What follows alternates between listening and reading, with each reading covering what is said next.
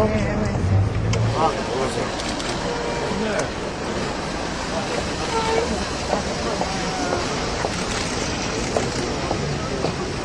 bre, bre.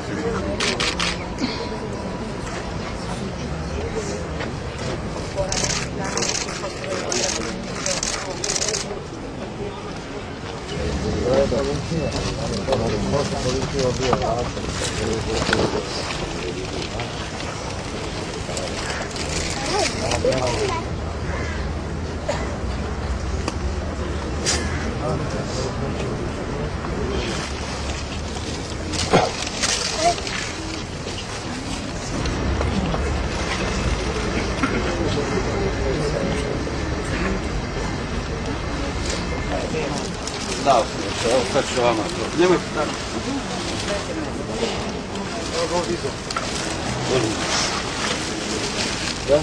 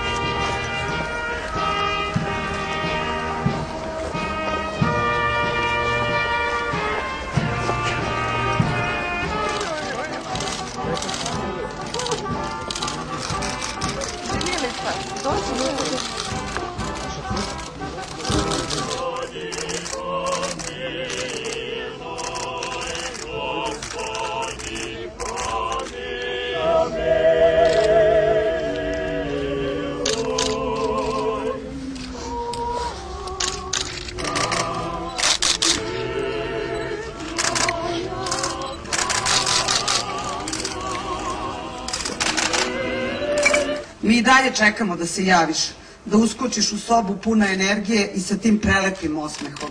Svi čekamo ono čime si radovala naš svet, tvoju posebnost, tvoju prisutnost. Čekamo i da nas nerviraš, da zalupiš vratima pa da svaki put kvaka ispadne. Čekamo da budeš dosadna, tužna, srećna, da se svađamo, mirimo, volimo, da plačemo. Čekamo do beskraja i nazad. Jedino se nadam da ćemo naučiti da zaboravimo na to koliko nedostaješ.